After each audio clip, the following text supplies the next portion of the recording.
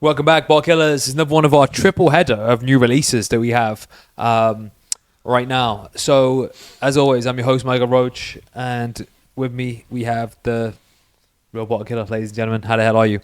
Doing good. Warmed up. A little bit of Ardbeg Eureka. Little costume change. Ready for another hot off the press dram. I've gone same shirt. Same clothes. Change clothes and go. Same shirt, not rolling in the same. So we're Ardnamurchan. So where actually is Ardnamurchan? Is it what actually region is it? I don't actually know. Highland. Highland. Yeah, And Highland so it's, distillery. and it's relatively new, is it, within the last 10 years? Yeah, I'd say so. Because it feels like in the last 10 years. it feels like it's got that new distillery shine on it, where people like it because it's still got that. It's like the Ardnaho, Yeah. the Lochlear, not so much the Lindors Abbey. Yeah. These sort of ones. The people get really excited, Yeah. and they have a lot of goodwill in the bank off the bat. And Ardnamurchan definitely in the local whiskey club you go to, the Liverpool Whiskey Club. It's they real big fans of it.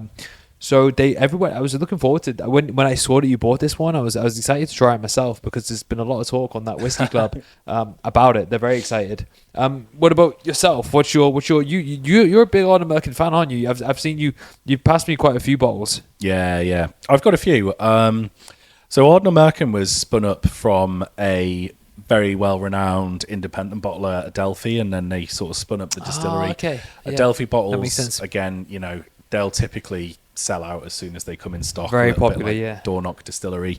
So they built the Ardnamurchan distillery. I want to say it must be about, well, I say it was on my radar about 6-7 years ago. That was back when I was living down south, and I remember getting some of the, they're all numbered. It's like AD, and then it's like a number, and didn't quite get the inaugural release, but I think I got the second release that they ever did. So it was on my radar very early on. I've got the rum cask one, that's great, the Madeira cask. I just got the 10-year-old that they released recently, and some of the AD ones. And I'm moving house soon, so there might be a new man cave on Bottle Kill TV in the near future. But don't worry, it's got a I've already picked the spot where we're going to make the new man cave. But I'm not supposed to be buying. New to me. Yeah, I'm not. Well, you didn't know I was moving. Not this soon. Well, yeah. Well, there's still a bit of paperwork to do, but we'll Dot the figure it I's, out. cross the Anyway, T's. we'll let you know. We'll keep you posted. But yeah, I'm like, there's a lot to transport. It's not far. It's only around the corner. But this week I've had five bottles delivered. We're so behind on releases. I might get released by the time you moved. So behind. So I've had 5 delivered, but Friday I was on the coach coming back from Birmingham, and I saw this, and I was like, Mezcal cask, like, love tequila, love Mezcal. I've been to Mexico like Mezcal. 2-3 Nice times, and there was a Lagavulin jazz festival that got released not around the time we actually went to the distillery, and I was hoping to get it at the distillery. They didn't have it. And then Smokehead did a tequila cask that was. So I got that, but I've never actually had a Mezcal finish. So I checked Saturday morning, sold out. And I was like, no. I was like, when you just have that regret, like, I should have just pulled the trigger. I hope I'm going to get one. And then fortunately I found one. It got delivered literally today, and we've just opened it. So pretty pumped to try this. Which one did you go for? This one. So Get the old beak in there. get the old honk. So Mezcal is actually one of those spirits I really like. Yeah. It only really became because it was only in the last 15 years tequila became so big. Like Patron. Well, in the UK anyway. Yeah. Where people really got into Patron, and that sort of took over the market. Don Julio followed, and then there was kind of this sort of opportunity that Mezcal obviously saw to have more of a smoked version of a smokier spirit. Yeah. And people kind of it's not quite smoky tequila, but that's how it got marketed. It was like, like the first car was called a horseless carriage. It was kind of like how it was marketed to us, so we could understand it at least. And it was really good, so I'm excited to try. I don't think I've tried a Mezcal cask either. No, it is. So the composition of this, it is 6 years in bourbon casks, and then 18 months finished in Mezcal casks, and it's bottled at 55%. Now, Ardnamurchan typically do some that's unpeated. They also do tend to do like a mixture of unpeated and peated married together, usually around 20 ppm, so slightly less smoky than say like a Lefroy 10-year-old. So, and I didn't manage to get a good read on this, whether this has actually got peated spirit in it, which would probably be a good thing to know. But nevertheless, like I'm expecting definitely some smoky notes coming in from the Mezcal cask. Yeah, absolutely. But yeah, I'll have to check if it's actually got any peated spirit in the mix. Yeah, it's got a lot of smokiness to the spirit. So we've just come off the back of doing a little episode on Ardbeg's Eureka, and this is a completely different kind of smoke for me. This is the smoke on the Ardbeg is like on the back end. This is smoky front, fresh on the nose, yeah. And then the more you have your honker in it, that's when it gets the sweetness of the spirit comes through. But it's smoke then sweet, whereas Ardbeg is more of we're getting the sweet than the smoke. Definitely, yeah. I get the smoke. I find it very sort of fresh, grassy, herbal. There's more of those grassy kind of notes, as I say, like the straw, the dried hay kind of vibes, and little sort of more tropically, bit of banana, tropical kind of fruit, papaya. Yeah, I'm not getting much sweet on the palate, but there's a lot of sweet on the nose. I'm getting like, do you know, have you ever had like those little dried papaya chunks? Those kind of like really like tropically, and they're all powdered, a little bit like, that powder that you get on Turkish Delight. Caramel Bessies. We haven't had a caramel Betty for a while, have we? Yeah, maybe some apple. No caramel though. No, yeah, some sort of fresh green apple, Granny Smith. Yeah, it's a very fragrant. Fruity. It's a fragrant. Lots on the nose. Lots to enjoy. Very fruity. Yeah, it is. It's lovely. And it's really interesting because I've tried Ardnamurchan many times because I've always wanted to like it. And obviously, this is one that you're very high on. So you're the ones, you pull this off the shelf quite often when we're around here. And I've never been fully sold on it. Yeah. And really enjoyed. I thought it's good. Yeah. But I've never really enjoyed it. This one instantly is, I think, is my favorite I've tried from them. This is a delight. It's a solid, and the smokiness of it is just incredible. I sort of, in my mind, because I drink a lot of peated whiskey, so I kind of have built my own categorization of the types of peat. And this for me is the barbecue charcoal embers, like when you put those briquettes on the barbecue and you've lit it and you've let it just settle before you've put the food on, and it just starts turning grey, and that it's gone from that like the black charcoal to the grey charcoal. That's the kind of smoke that I get with this, and it's just a lovely sweetness as well. But the smokiness of this, it's a very Kalila. I had a lovely Kalila bourbon cask the other day. And yeah, that's just where it's taken me. I love this style of peat. So it kind of reminds me of, do you remember when we were in Glengarry and you had a rum hand-filled rum cask? Yeah, I still got a bit of that left. You bought. This kind of reminds me of in terms of just the uniqueness of taste and just a really well beat unique spirit that I've not had before. It reminds me of that one. There's definitely a lot of integrity to the spirit. Like, it's got a good, we talk about that viscosity, it's got a good thickness, a good mouthfeel to it. Like, the finish for me is incredible. The finish is probably something that I tend to underappreciate a little bit in whiskey. I'm kind of like, I really like nose in a whiskey, like, great, taste it, and then I kind of like sort of almost neglect the finish, but this finish is long. As our mate Phil likes to tell us, we do like to sniff whiskies a lot. Bit too much sniffing. Like let's go for the less finishing, right? Yeah, it's a long finish. Nice. It doesn't feel. There's no sort of like napalm in the morning. This is 55%. That you see, I wouldn't have even worried about. No, would you? I wouldn't even worried about what it was. No, not at all. As you said, there's a. This is one of those whiskies which is probably one of the thickest whiskies I've tried for a long time. It's really one good. of the thickest ones that I can remember. That's just got this real thickness that like they coat your tongue, they coat your mouth with spirit. Yeah, such a good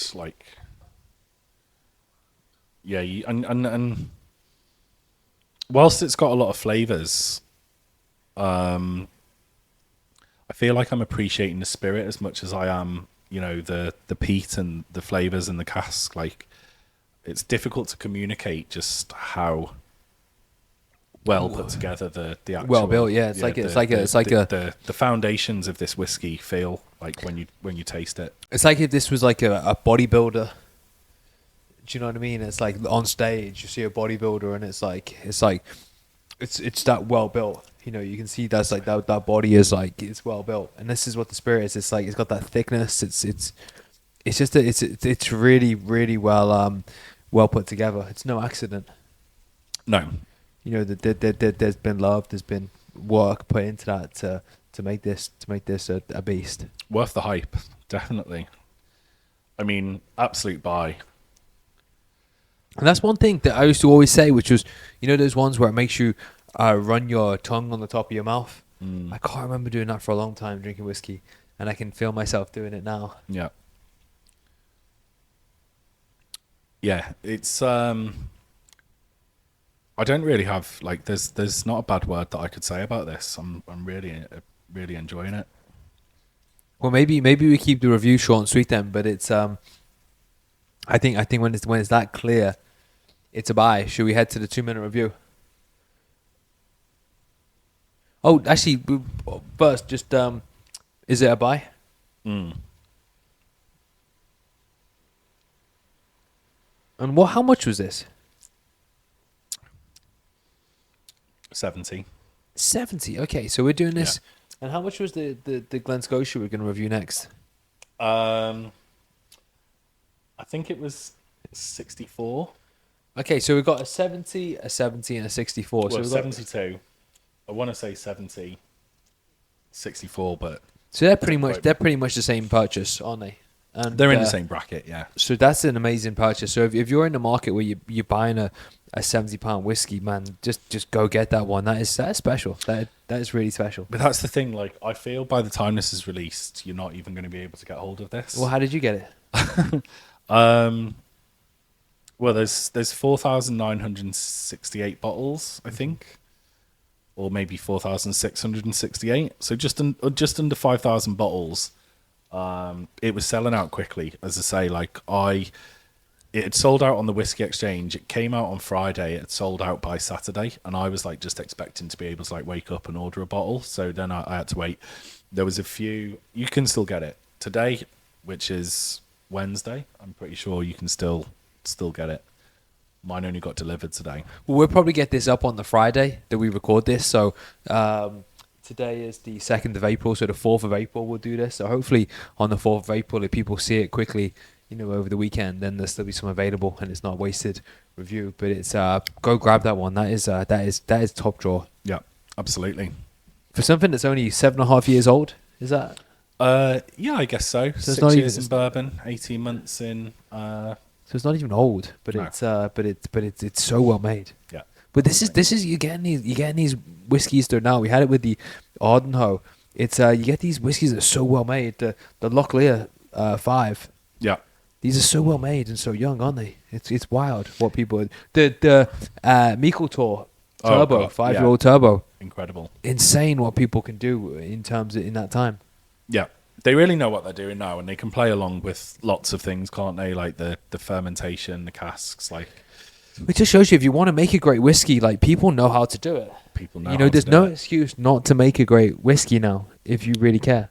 Yeah, exactly. And you can experiment with Mezcal, and maybe Mezcal works, maybe it doesn't work with your spirit that well. They're going to be they're going to be experimental. But in terms of, like you said, it's not dominated because of the Mezcal. It's dominated because of the roundness and the weight of the spirit. Yeah, that's gone into it. Absolutely. Okay, cool. Well, let's Bottle Killer, take them out. Well, thanks for joining us for what has been a really excellent dram that we've enjoyed thoroughly. I hope you had a good time. I certainly had a good time. Michael, have you had a good time? It's been a buy. That's one of the best ones I think we've done in terms of a whiskey I did not know anything about beforehand. Yeah, and that I've enjoyed. It's got to be a contender for Whiskey of the Year 2025 already. It's amazing. Wow. We're April. We're in the second quarter. And I mean, I got the Port Charlotte 18-year-old 2025 release just recently. I'd go as far to say this is probably the best whiskey that I've tried so far this year. Wow. Trying to think what ones I don't think I've... Big compliment for Ardnamurchan. Amazing. Okay, guys, we'll We'll see you next time on Bottle Kill TV.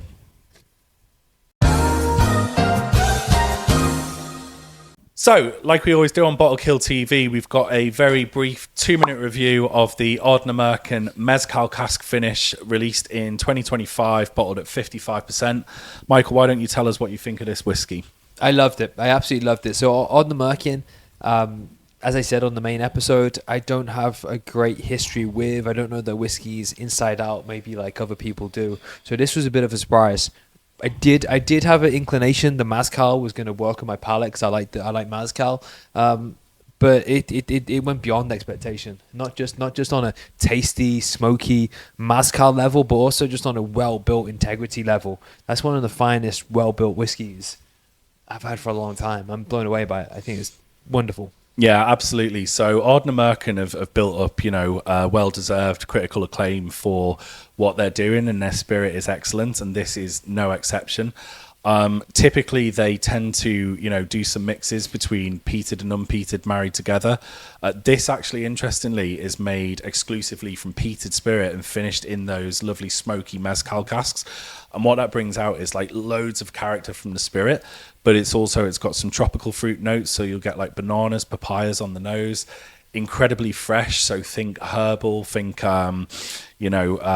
grassy hay kind of notes. And then tasting it is just like, you would not know you were drinking a 55% whiskey. This is just well put together. It's got so much integrity. It's got sweetness. It's got a bit of saltiness. The peat, the smoke, the influence of the mezcal is clear, but just the overall experience of drinking this whiskey, that campfire smoke, lovely charcoals, incredibly long finish, lingers, and there's not a bad note, there's not an off note, there's nothing bad I could say about this whiskey. It is incredible. Yeah, so we're doing 3 reviews tonight. We're going to put this one out first, so hopefully there's going to be still some available online because everyone needs to go and give this one a try. If they're in the market for buying a new bottle this week, grab this one. Again, The sweetness, those bourbon casks, like the nice kind of sweet vanillas, the oakiness, toasted oak, super fresh, balanced with the smoke, just beautiful. Like, honestly, blown away. I've double dipped. I've gone back for more. It's lip smacking. So good. So fantastic. Well, thank you for coming. And next we're going to be on the Glen Scotia, but Bottle Killer, take them out. Yeah, well, once again, we said it before. I hope you had a good time. Thank you for joining us on Bottle Kill TV, and we will see you next time. Here you go.